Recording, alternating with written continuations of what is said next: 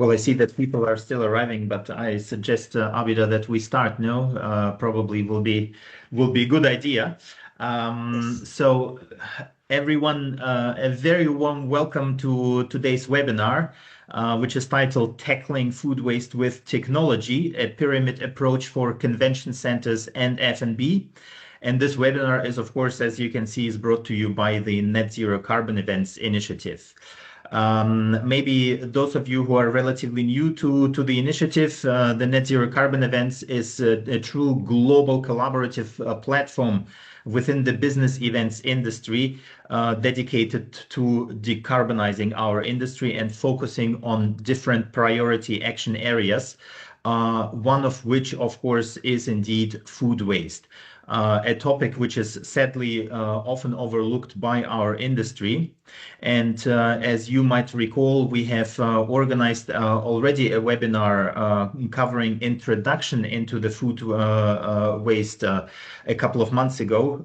This webinar is already uploaded on the Net Zero Carbon Events YouTube platform, so you can take a look in case you've missed it. And today we're going to dive a bit deeper into the topic, covering how a systematic approach could help us minimize food waste and what role technology can play. We will also explore real-world practical solution guided by industry leaders. There will be interactive chats and polls, so you will be able to try them out. So, by the way, there is a poll now, so it will be quite interesting to understand where you guys are from. So do participate. It's always interesting to know.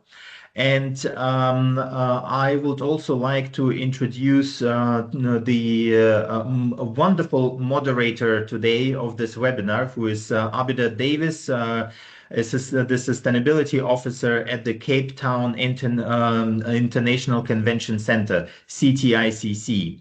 Abida is a sustainability professional who values collaboration, continuous learning, and pragmatic solutions. She holds a master's degree in sustainable development and a Bachelor of Science in Economics and Environmental and Geographical Science. And before CTICC, she worked across both NGO and corporate sectors to advance sustainability literacy and drive meaningful action. So we're absolutely thrilled that Abida agreed to moderate this webinar. Thank you so much, Abida, and the floor is yours. Hi, good morning, good afternoon, and good evening, everybody from literally all over the world. We have Thailand, Germany, Netherlands, London, Singapore, Manchester. This is truly a global collaboration. So I have the great pleasure today of sharing a virtual stage with Ben as well as Jess. So Ben is a passionate food waste expert and is also the founder and CEO of Light Blue, which is a UN awarded tech and consultancy company established in 2012. He has dedicated his career to tackling food waste globally in hotel groups, restaurants, government agencies, as well as international organizations. He's the designer of the award-winning FIT food waste tech and co-founder of the leading international certification, the Pledge on Food Waste. He has trained over 5,000 culinary professionals and led more than 500 food waste prevention projects across 30 countries. Hi, Ben, how are you? Hi, very nice to be here. Thank you so much for the introduction. Awesome. And Jess is the Corporate Social Responsibility Manager at ICC Sydney. She draws on over 13 years experience in environmental management to drive ICC Sydney's CSR strategy and legacy program, delivering positive environmental and social impact in line with the venue's strong commitments. She is passionate in supporting event organizers to reach their CSR objectives and leveraging the wide-reaching influence of events to create a more sustainable and equitable future. Hi, Jess. Hi, thank you for the introduction, and I'm so excited to have everyone on the call to join us in this conversation. Awesome, thank you both. So let's go on to our agenda for today's webinar. So to provide context, we have to look at our planetary crisis and how food waste contributes to this crisis. We will then look into a framework which helps to prevent food waste actually reaching landfill. Benjamin will talk us through some of the technologies that exists for food waste. And then Jess will also show us how tech helps with food waste prevention at ICC Sydney. Finally, we will wrap up with a Q&A session where you can engage directly with these experts. So please feel free to type in all of your questions in the chat section. So let's start off now with looking at our planetary boundaries. Everybody loves a good dashboard. Now, imagine a dashboard for the entire planet and its health. That is the core idea behind the planetary boundary concept, to define a safe operating zone for humanity. However, a recent update has shown that 7 of the 9 planetary boundaries have now been crossed, suggesting that the Earth is well outside the safe operating space for humanity. And our food system, which includes food waste, places pressure on 5 of these boundaries, the most notable being that of climate change. So if we look at how much food loss and waste generates to global greenhouse gas emissions, that is almost 5 times that of the aviation sector, as well as taking up significant biodiversity loss, equivalent to almost a third of the world's agricultural land. These are some of the planetary boundaries that have been crossed, as shown in the previous slide. So we have 1.3 billion tons of food waste on an annual basis. And I'm from South Africa, so that's equivalent to over 200 million African elephants. Food waste and loss reflects an inefficient allocation of resources. It's lost time, energy, and money, and is also morally questionable when 2.4 billion people experience moderate or severe food insecurity. So what does this mean in terms of absolute money?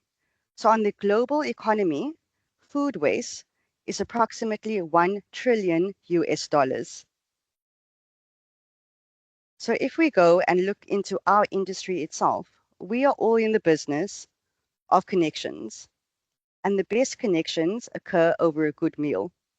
But looking at the food service sector, we actually contribute to 10% of global food waste.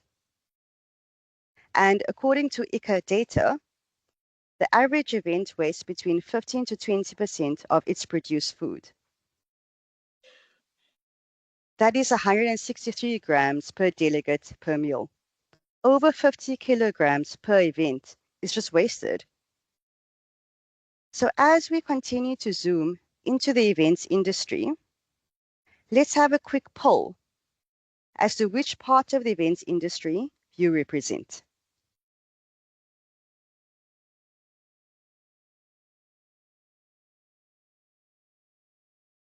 Organizers, great. Venues, okay, it's a 50-50 split at the moment.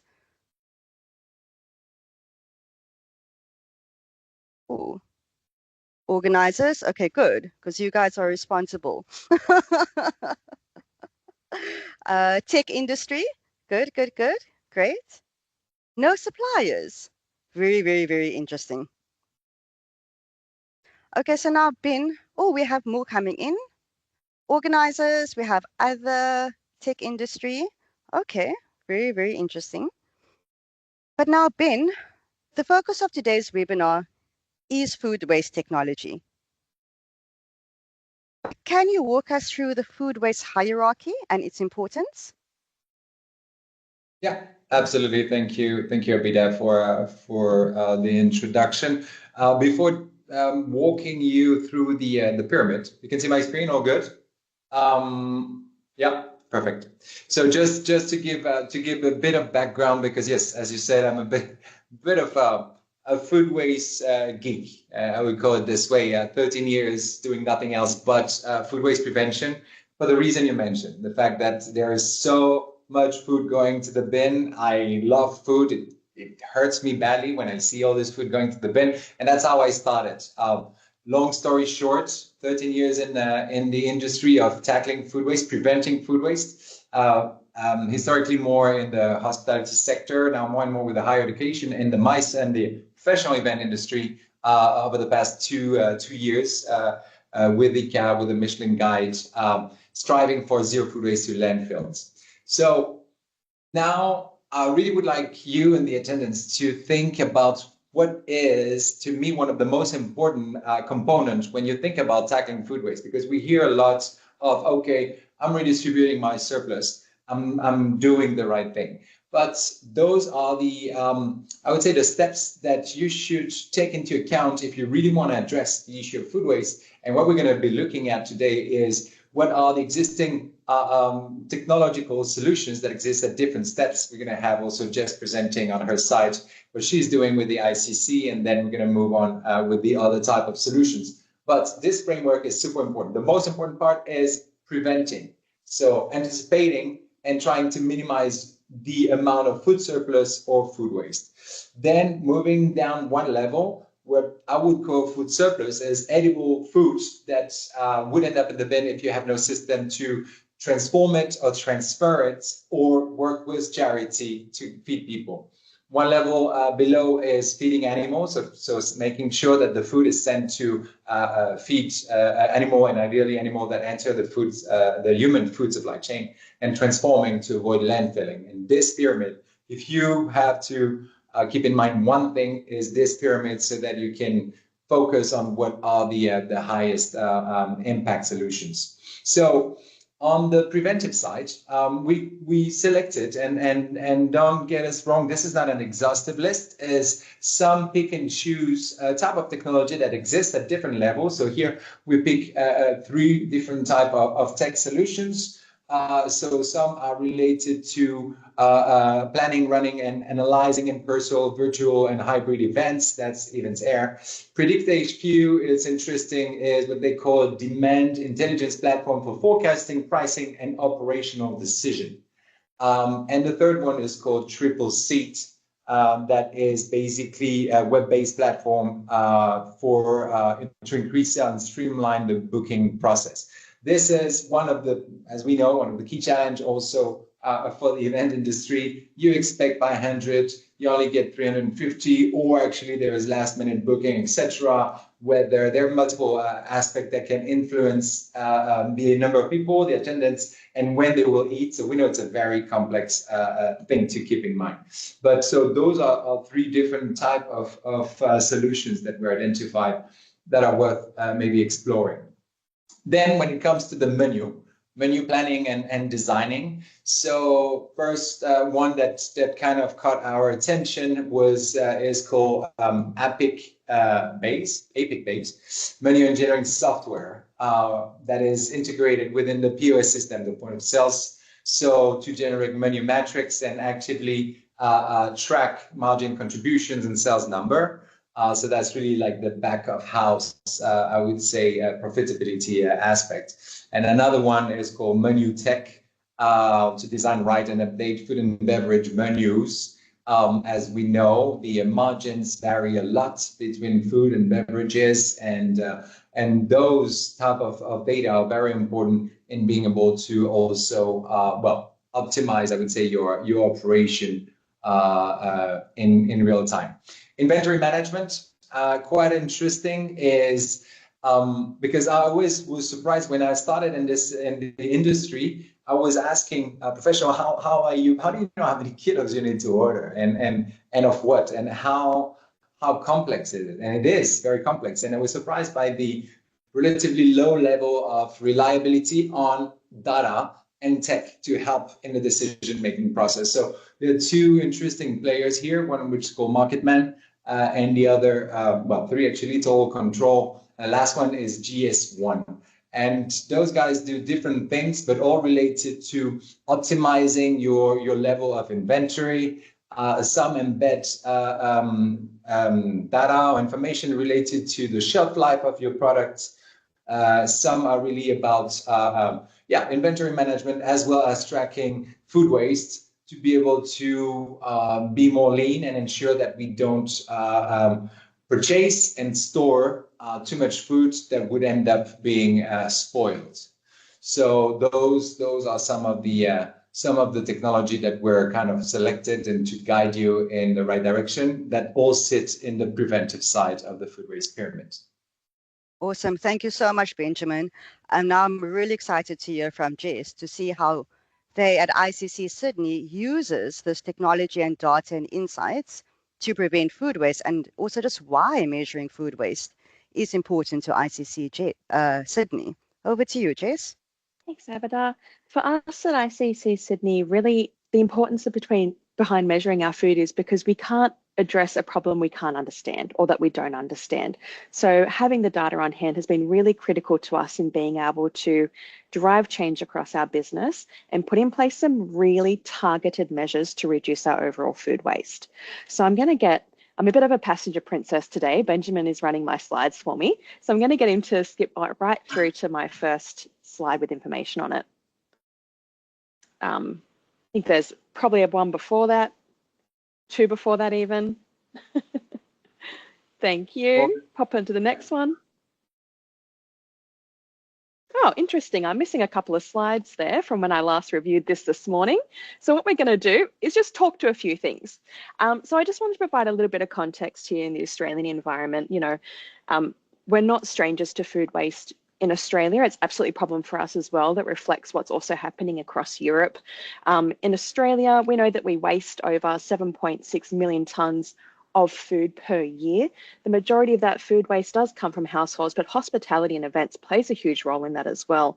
And we know that about 16% of overall food waste in our country comes from the event and hospitality industry, which is quite significant.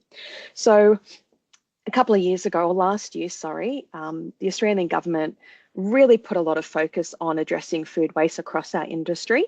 And off the back of Australian government initiatives, ICC Sydney partnered with End Food Waste Australia and the Australian government to undertake a food waste audit of our business. And what that audit told us was that while we're pretty good at measuring food waste in our business and collecting that data, a huge gap for us was understanding what was coming off the event floor in the form of plate waste. So we went back to the drawing board and we were looking for opportunities to understand what our plate waste look like and to better understand how we can manage that specific aspect of food waste in our business. So with that in mind, we turned our eye towards Winnow. Now, there are quite a few available solutions similar to Winnow out there in the market. This is simply the one that we have chosen to go with. It's a Singapore-based tech solution. We've entered into it on a 36-month trial subscription. And it was a really great, easy process to integrate that with our team, roll out the training, and start seeing some results. So what were we looking for when we came and onboarded this project? Well, obviously, we really wanted to understand our plate waste. We wanted to understand how much food was being wasted from the plates coming back from the events. And we really wanted to understand and target exactly what that food waste looked like, understand how much that costs our business, realize those savings, and also come up with some really targeted solutions based on the data that we were starting to see. I'll get you to slide circle through there. Thank you. So what I really want to tell you is this slide will take me longer to explain than the actual process of implementing Winnow on a day-to-day event basis. It's such a quick process. It's a very user-intuitive system that makes it really easy for our team members to engage with. I know that for us, like with many event spaces, we have a high turnover of casual team members. We have team members on board where English might not be a first language. We have a really multicultural team, so we need a solution that's easy to implement across the board accurately. So it's a really simple system. We input the number of covers and some basic information before the event commences, pop the unit in a really high traffic area that's easy for the team to access. And then it's as simple as taking the plate waste, popping it in the bin, and the unit does the rest of the work.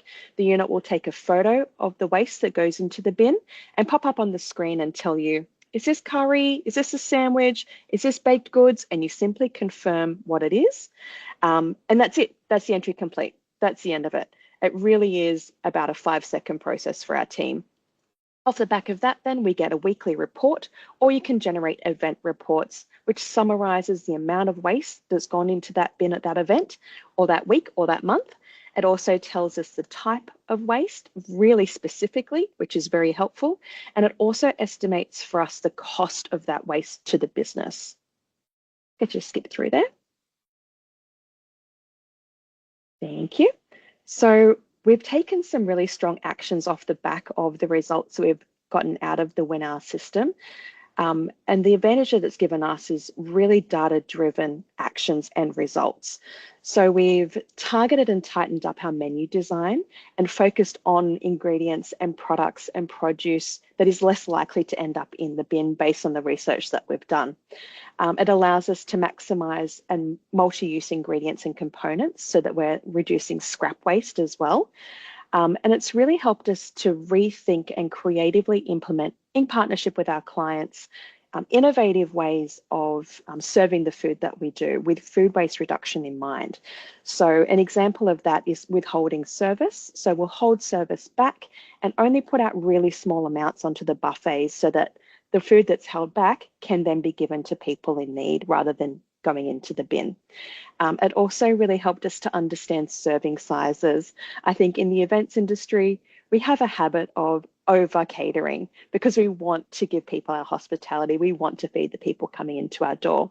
But what we've learnt is by simply making a sandwich a quarter size or a wrap a quarter size as opposed to a full size, people take less, they waste less, and we're getting much better results from that plate waste process. Let's just skip through. Now, this is the exciting side, which is telling you what we've actually achieved in the last 6 months or so. So in the time that we've implemented WinR and come up with some of these creative solutions to food service, we've seen about a 12% reduction in overall food waste and associated costs. So for us, that's about $8,500 saved over a very short period of time. It's also significantly reduced our percentage of food waste cost compared to sales. So we're sitting at about 2% there, whereas the industry average is around 8% of cost to food waste. Overall, over the last financial year, we sent 20% less waste to landfill across the business, which is a huge result. And we improved the utilisation of the organic waste stream by about 3% for the venue. And what's really exciting is having this conversation at a local citywide level and seeing other partners in our industry take this up, from hotels to other smaller venues. We've seen about a 10% drop in waste to landfill across the entire event ecosystem and hospitality ecosystem in Sydney, purely driven by a desire to better understand, capture data and manage our waste. And it's really also helped us to contribute to some nationwide studies in this space, and we're hoping to continue to drive that change on a national level. Thank you, Ben. Awesome. Thank you so much. Thanks for bringing all this this great insight. Jess, that's very nice. So moving forward, so we're still at the food waste prevention side. I wanted to introduce you briefly to Light Blue's Food Intel Tech. So the system, I will skip the video because it's less interesting. It's a system that we've been designing and I would say fine-tuning and readapting constantly over the past 8 years, which has a slightly different approach than the system that was presented before, but the purpose is the same. The idea is to be able to answer all the key questions related to food waste, both for regular operation of convention center as well as event specific, as was presented by Jess earlier. So let's imagine a conference center that is running its own F&B, or sometimes rent its own space to have catering company to utilize its kitchen.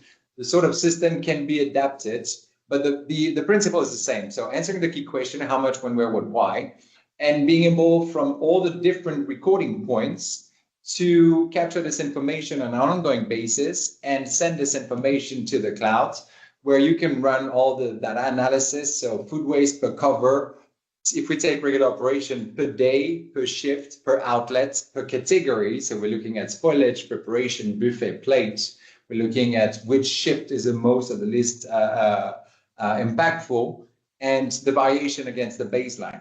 when it comes to the event, the specificities of the event per se, then there are a few tweaks that we added to the monitoring system itself to capture information that are more relevant to professionals in that space. But the idea is the same, having a modular, highly deployable sort of technology that is less relying fully on the hardware, but more of deploying multiple recording points to capture as much as possible of the entirety of the operation. The information, again, well, follow the same sort of path, going directly to the dashboard. It's a very straightforward, I would say, intuitive way to monitor food waste. The idea, when it is adapted to the event space, is to be able to, to identify trends, to compare performance events against events, and then be able to go into the bulk of your data sets and cut and slice according to what you're really looking for. So per day, per type of event, per type of customers, and this is being done in multiple languages. But again, the metric is what matters, as Jess was saying. The idea is to fill this gap, which we have identified first in the hospitality sector, I would say, with regular operation, and then realizing that it's actually much more widespread than we initially thought. This lack of understanding, this lack of data collection, in order to understand, are we doing good? And are we doing good in terms of compared to ourselves, to your own baseline, and how are we improving, and at what level of our operation do we want to put our efforts in? Is it related to plate waste, as Jess was sharing earlier? What percentage of all your food waste, plate waste represent? And that's the first important question, because in many cases, we see that a lot of food waste is actually happening behind the closed doors. So that may be over-prepped, there may be some spoilage issue. If you present usually in a buffet format, how much is actually remaining on the buffet that is not upcycled or donated? So the approach is really like being granular in your data and understand your strengths and your weaknesses, and then being able to address those weaknesses with informed decisions. So weekly performance report, with recommendation on what should be done. You can use the phone, you can use tablets. It's a very, I would say, agile sort of system that enables even to move it around. And I think that's something pretty cool. We did it actually at ICA during the last Global Congress in Porto, where we're actually, because it was in multiple locations, which increased the challenge of measuring food waste, but we were actually doing our own in the backpack sort of mobile recording, a station that is deployable on the spot in order to capture the information specifically in those places. So that's a bit about the fit technology that we have developed. If you're interested, we'd be happy to share more. Now, back to the food waste pyramid. So we've been looking at the preventive side, right? The top of the pyramid, which should obviously be the focus for everyone. But obviously, there are other things. So food rescue organization, food donation, as well as marketplace. Here we selected a few players. Some may be familiar to you, some may not. Too Good To Go, Olio, Treacher, Yindi are those players that basically offer a platform to offer food surplus, those that won't be sold on time at a heavily discounted price. And then they have different tweaks and tricks. Like Treacher is about like filling your one box and you can fill the end of the buffet. That's mainly for regular operations. Something like Too Good To Go, Yindi is about like you have a magic box, you don't know what you're going to purchase, you just buy it, it's very cheap, and it helps to tackle food waste.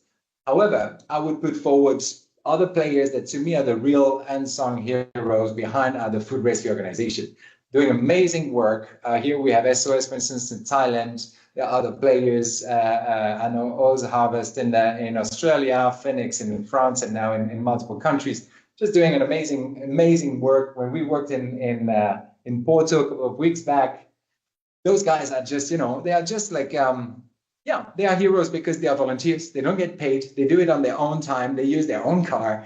They come with a small truck, loads the food, then go back to the community kitchen in order to redistribute to the charities. They don't even get paid. It costs them money, which to me is kind of, wow, it's time that the industry starts shifting a bit its focus. And can we not just at least like cover the cost of those guys that would capture a huge amount of food that otherwise would be wasted to redistribute for humans? Because we are living in societies, everyone, where people are not eating enough. So let's do the right thing and make sure that any food that is safe to be donated is donated.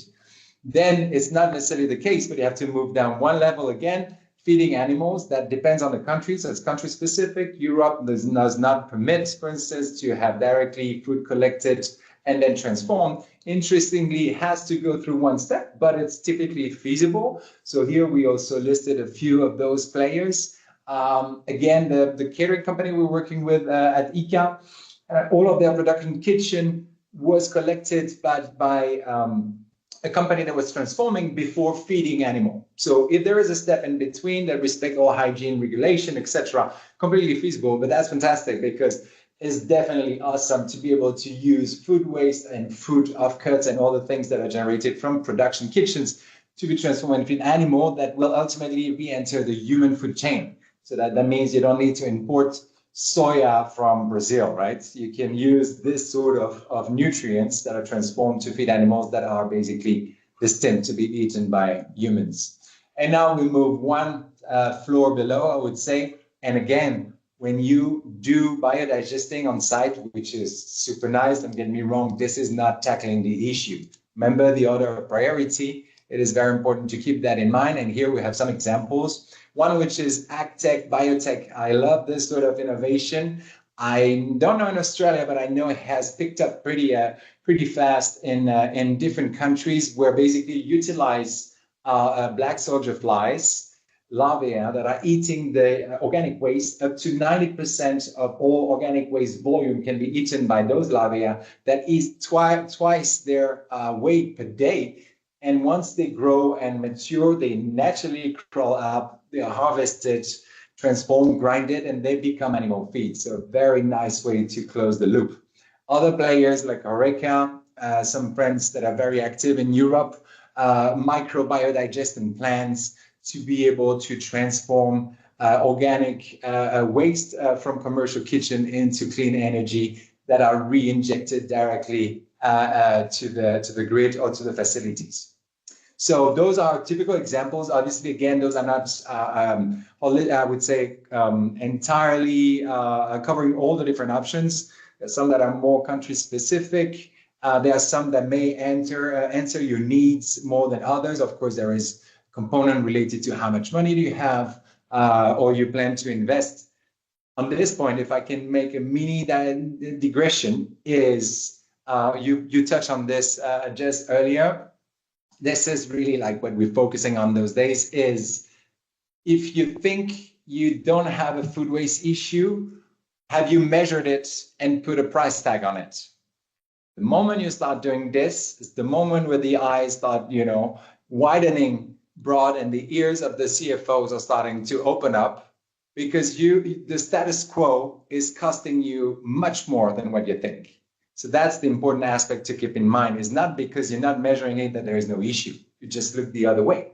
It's up to you. You, whomever it is, can look the other way or decide, okay, we have an issue. Let's have a look.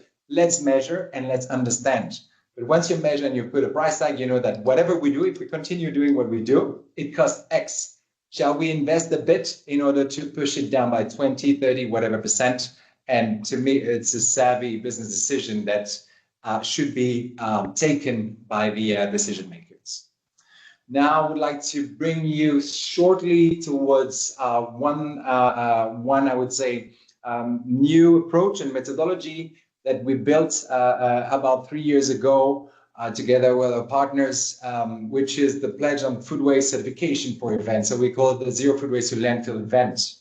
And this certification was implemented, as I mentioned, in a few Michelin Guide events, ceremonies, and last year in Abu Dhabi with ICA, and we repeated the process again this year.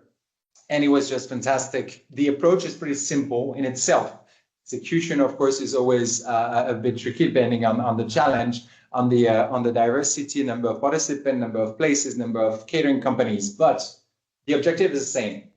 Prevent food waste as much as possible, training of the staff, measures in place, portioning, etc., being as close as possible to the forecast.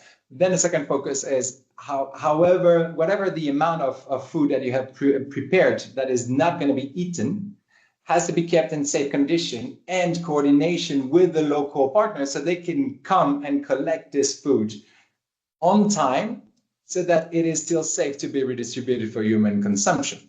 And then what is not safe to be consumed is actually collected properly and disposed of by an organization that can transform the surplus. Purpose, again, is to avoid having waste ending up to the landfill. I'm very happy to share some of those update data from the 3.5 days in Porto, 700 covers per meal, 16 meals in total, 1,000 something, 300 participants. And a lot of the food that managed to be captured, not wasted, redistributed with fantastic partners on site. But this gives you a ratio roughly 70-30 of food surplus rescued, and the remaining were food waste. And we're so excited that close to 3,000 meals that were actually captured and redistributed, thanks to this very simple connecting the dots with the players.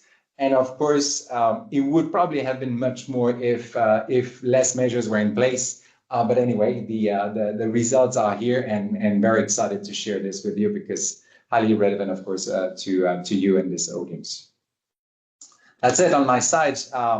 Wanted to make sure that we keep a bit of time for the Q&A. Open floor. Over to you, Alex, Erika, Abida, or Jess, if you want to bounce on anything that we just presented.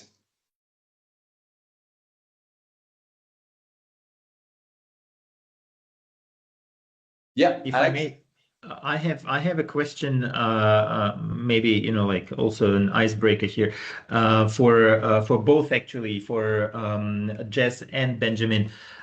So really loved your presentations. It's absolutely amazing to see how tangible all this is, right? And I think it helps quite a lot.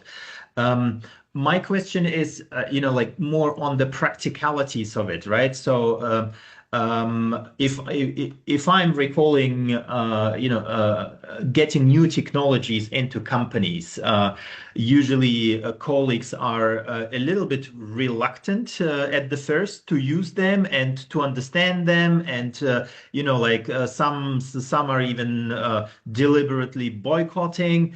So how do you deal with these issues? Do you usually encounter this? Just maybe in at ICC Sydney, and Benjamin, for your clients, do you like what are these challenges of like initial implementation? Because the end results are obviously amazing, but it's the persuasion, I guess, and the whole process of bringing people on board is quite lengthy, I suppose. So this is something which I'm interested to hear about, the challenges and how you guys are solving them. Sure, I'll go first. For us, I think I'd like to start by saying I'm really lucky here at my venue that we have a culture of sustainability baked into how we do business. When I showed up 3 years ago, the team were already excited about sustainability and wanting to make a difference. And I think that's pretty common across the events industry. We're people pleasers. We really want to make people happy. We really want to do right by people and the environment. But that said, we're busy. We're trying to turn over plates. We're trying to turn over the event. Our venue is huge, and we'll have anywhere up to, several events in the building on any given day. So for us, one of the main decision-making factors was ease of implementation and training. And this for us was a great solution for that because it didn't really add any more steps to business as usual for the service team. The food comes back of house, it goes into the bin. That's normal. The only additional step for them has been to click yes or no on the identifying screen if that is what the product says it is. So in terms of implementation, for us, that was a huge part of the puzzle, was making sure that it was really streamlined and not adding too many steps to the process for our front of house customer service team. Yep. On our side, I would say it depends. It depends. It depends who we are talking about. If we're talking about the team that is implementing the system, for us the approach is there is a couple of things. The first thing is leadership, as just was sharing. If the direction set by the executive team is we're going to do it, let's do that together. This is fantastic. Where we come in is to ensure that we always spend time to explain to the staff why, because if the why isn't clear, then it becomes just another step in the process, something annoying. They don't have time. My pay is not that great, etc., etc. So the why and the social, environmental, financial impacts of food waste. Of course, you never get like 100% joyful onboarding, but that helps people to find a rationale behind. Once the rationale is clear, then following a step is much easier. They find their own, explanation for it. Then, of course, so I mentioned then the use of the technology has to be simple, so embedded in the SOPs and the way you run your events. So where you're going to set your food waste monitoring system or your station is essential, has to be in a well-traveled area. It has to be part of the steps they're going to go through to be as little disruptive as possible. And then I think there are other components in the mix to be adding. Typically, what sort of basic incentive systems can you add in getting the team to adopt it more cheerfully? Because we don't have that as in many of the countries where I'm operating, where everybody's on board on sustainability. They're a bit like, what are we talking about here? So to add some level of excitement, yes, incentives and or recognition works very well. Sometimes people just want to hear thank you for what you're doing that is extra. Some other would welcome, for instance, some nice eat like a guest. If you're in a hotel, use your facility with your family for a couple of hours, can use the pool, etc. Simple stuff that do not cost anything, but that is a token of appreciation, and it's part of building that culture. Because I know it's a tech-oriented discussion here, but to me, tech will remain a tool to an end. It helps to capture data. It helps to make life easier to understand the strengths and weaknesses. If you're forgetting the whole component around the whole culture, the process, the training, recognition, you will only scratch the surface.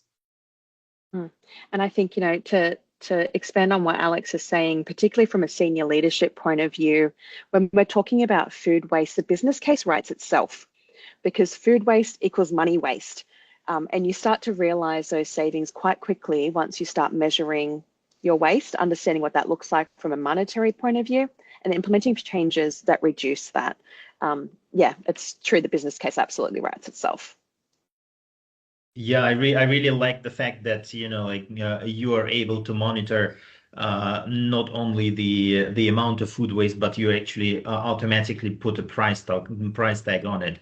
And I think Benjamin, what you were saying, I think this is indeed quite a big eye opener for for the senior leadership, in order to understand first of all, and then create some actions around it. Any question from the audience? No. I'm not sure if we have any questions yet, Erica, from the audience. I feel like no question yet. Yeah. I have a question for Benjamin. You were talking about the importance of the people management side.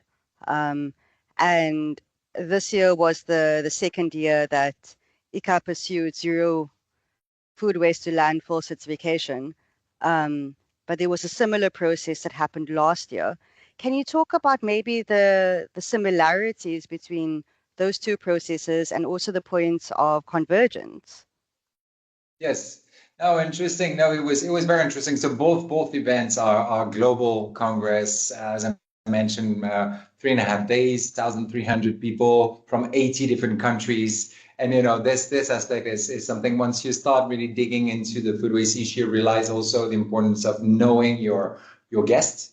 And they say that. So very different is, of course, the more you repeat, the more you learn, the better you are. I think it was also very interesting to have same event organizer, same event owner in a very different context. So Abu Dhabi last year, Porto this year. So there's all sort of preconceived ideas about how certain region waste more than others, and typically it's all like Europe. No, we don't have that much food waste, we're more cautious, etc. So we were coming and see, like, okay, let's see, let's measure.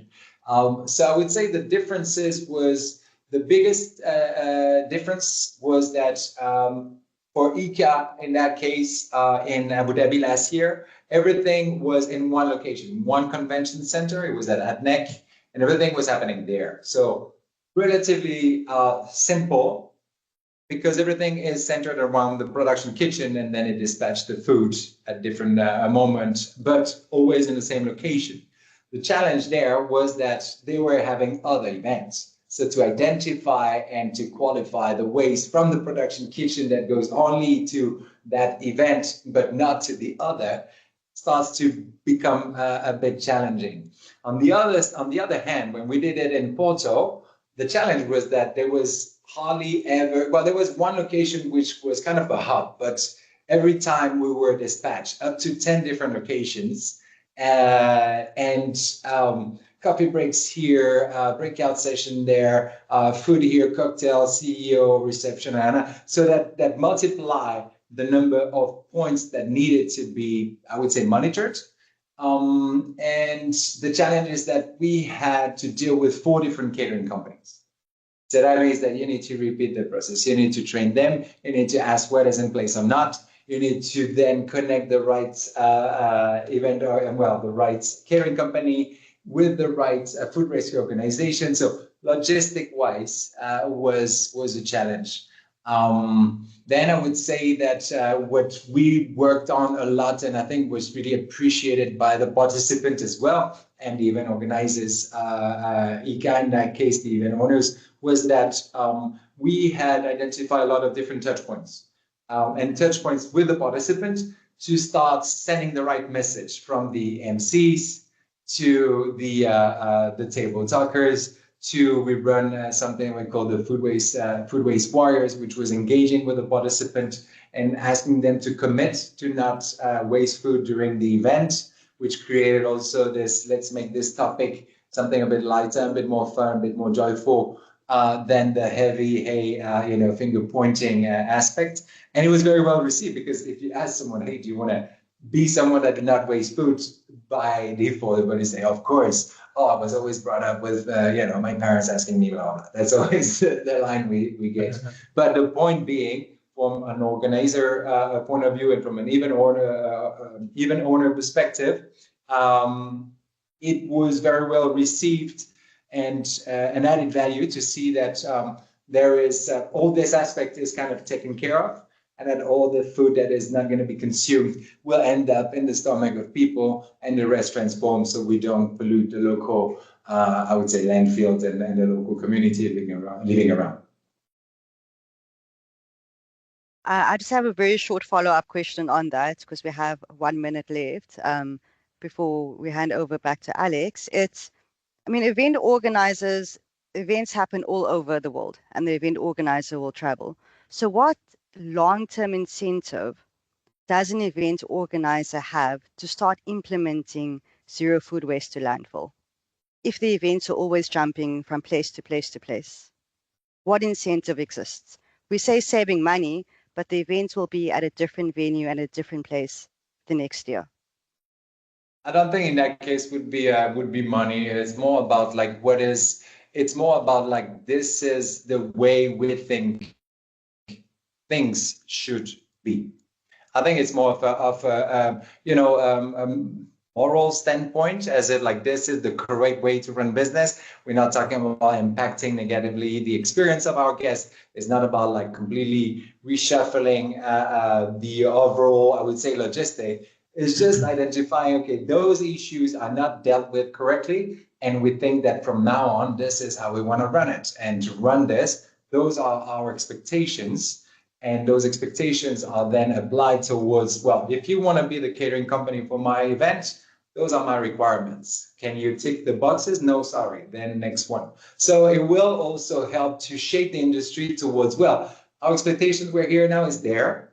Are you going to catch up? If not, well, we're not going to do business together. So it's more push and pull, and hopefully you have participants and delegates that would ask for more, because it's just, it's a feel-good factor. It doesn't impact financially or their overall experience.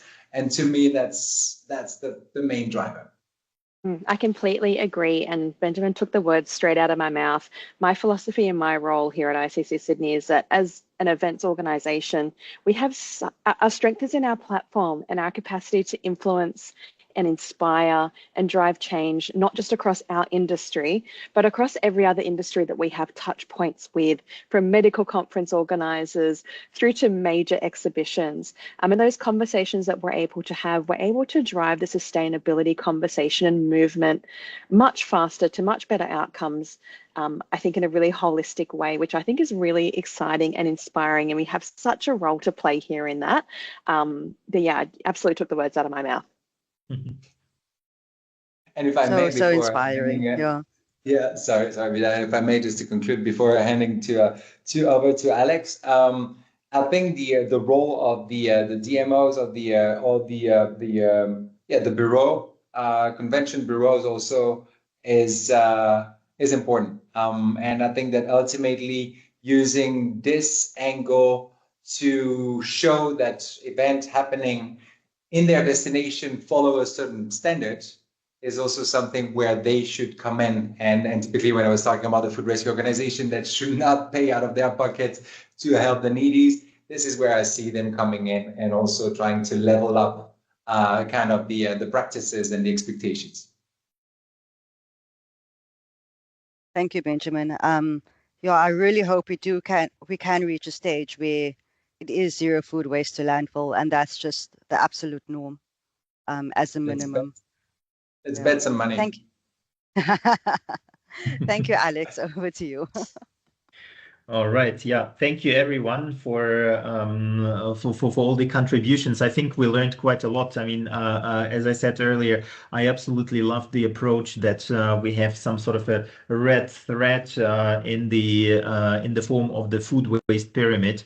I think this really provides a systematic approach to help us in terms of guidance how we can structure our food waste topic, and of course, all the technological solutions. I think it was quite inspiring to see that there is so much out there. Just maybe before we close off the webinar, from my side, I would really like to thank, of course, all the participants and all the speakers today. But also, of course, all the financial contributors of the Net Zero Carbon Events Initiative. It really helps us to drive the topic of environmental sustainability within our business events industry. Without all of these people and organizations, we will not be able to address this topic and be so advanced already. So thank you very much to all of you. We will upload the webinar a little bit later on our YouTube channel, and I think Erica has already shared the link to the YouTube channel of Net Zero Carbon Events. So do go there and take a look. We have an array of different topics there already. In case you missed some in the last couple of years, and you will be certainly able to watch them at your convenience. And of course, we also would like to invite you to join the Net Zero Carbon Events in case you are not part of it yet. a really important initiative for our industry in order to address the topic of sustainability. We will also share a cheat sheet which we have created from the work stream of food and food waste. There is on the Net Zero Carbon Events website already a complete guidance on food and food waste. You're very welcome to take a look at that as well in case you're interested.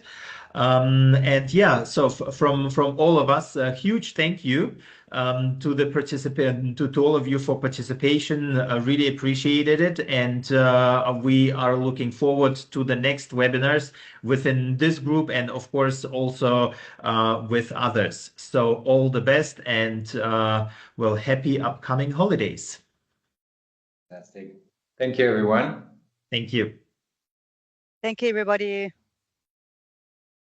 Bye.